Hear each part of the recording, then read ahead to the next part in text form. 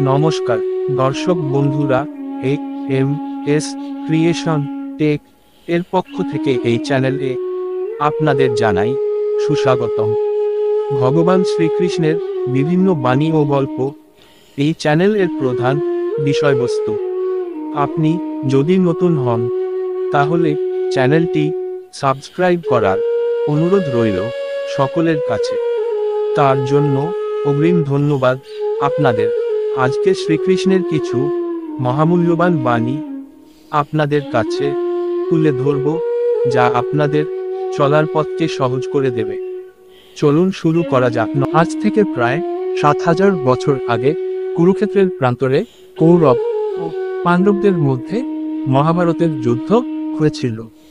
মহাভারতের যুদ্ধে ভগবান শ্রীকৃষ্ণ অর্জুনকে যে উপদেশগুলো দিয়েছিলেন তাই শ্রীমদ্ভগবদ্গীতা নামে পরিচিত।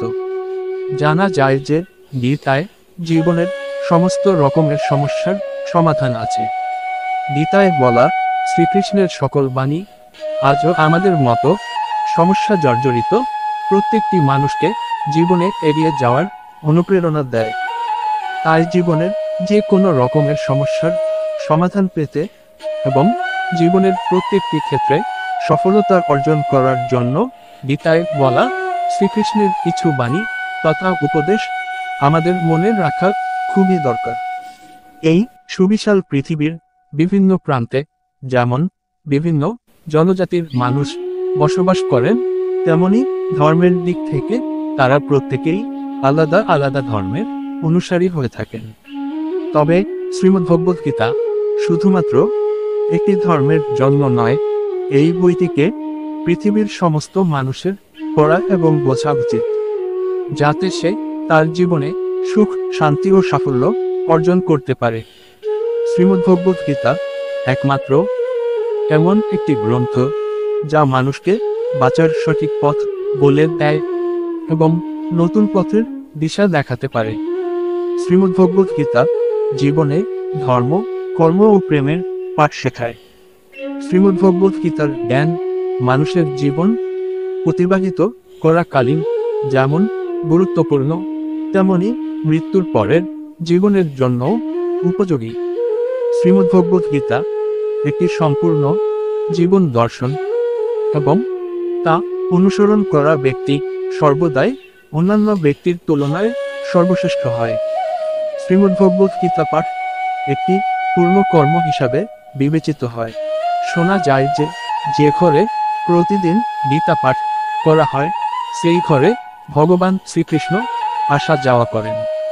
কুরুক্ষেত্রের যুদ্ধের সময় যুদ্ধক্ষেত্রে দাঁড়িয়ে অর্জুন কৌরবদের বিপক্ষে যুদ্ধ করবেন কিনা এই নিয়ে যখন দ্বিধাগ্রস্ত ছিলেন, সেই সময় ভগবান শ্রীকৃষ্ণ অর্জুনের মনের মধ্যে তৈরি হওয়া সংশয় দূর করার জন্য যে উপদেশগুলো তিনি অর্জুনকে দিয়েছিলেন তাই শ্রীমদ্ভগবদ্গীতা নামে পরিচিত।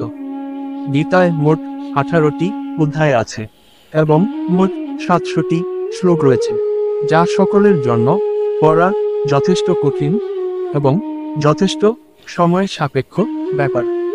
তাই আজকের এই বিশেষ ভিডিওটির মাধ্যমে আমরা শ্রীমদ্ভগবদ্গীতার বেশ কিছু শ্লোক সম্পর্কে জানব, যা শুনে আপনি শ্রীমদ্ভগবদ্গীতার প্রকৃত অর্থ এবং স্বরূপ সম্পর্কে জানতে পারবেন। এই জন্য এই কথাগুলো আপনি প্রতিদিন রাতে ঘুমানোর আগে অবশ্যই শুনুন।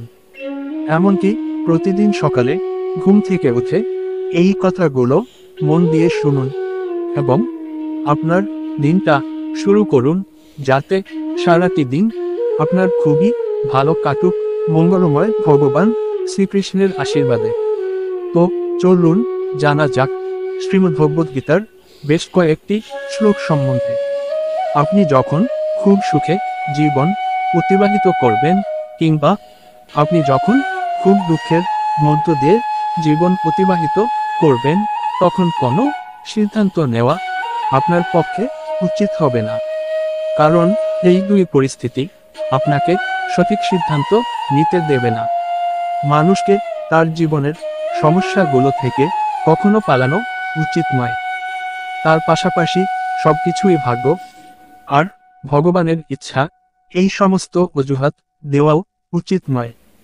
পৃথিবীতে আমাদের সামনে যে কোনো পরিস্থিতি আসুক না কেন, নিজের জীবনকে ভগবানের উপর ছেড়ে দেবেন। কারণ আপনি সারা জীবনের যে কাজ করতে পারবেন না, ভগবান এক মুহূর্তের মধ্যে সেই কাজ করে দেবেন। সংসারের মধ্যে যেটা সুখ বলে মনে হয়, তার মধ্যে দুঃখ মিশে থাকে।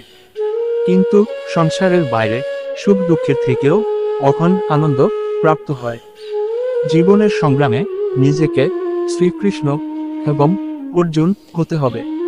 তাই প্রতিদিন নিজেই সারথি হয়ে মহাভারতের যুদ্ধের মতো জীবন যুদ্ধে লড়তে হবে।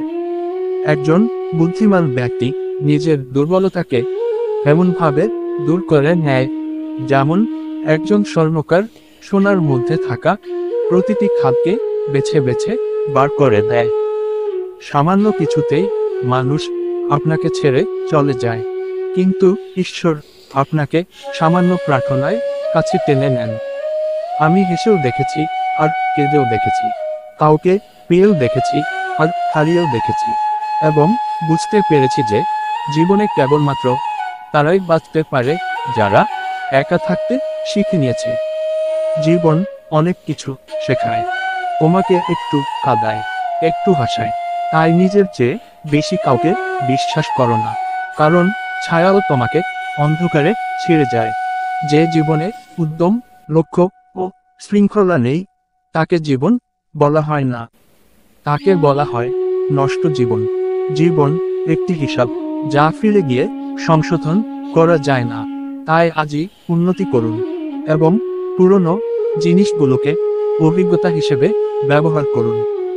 আজ এই পর্যন্ত, শেষ পর্যন্ত সাথে থাকার জন্য সকলকেই ধন্যবাদ। সকলেই ভালো থাকবেন এই আশা রেখে সকলকেই বিদায় জানাচ্ছি।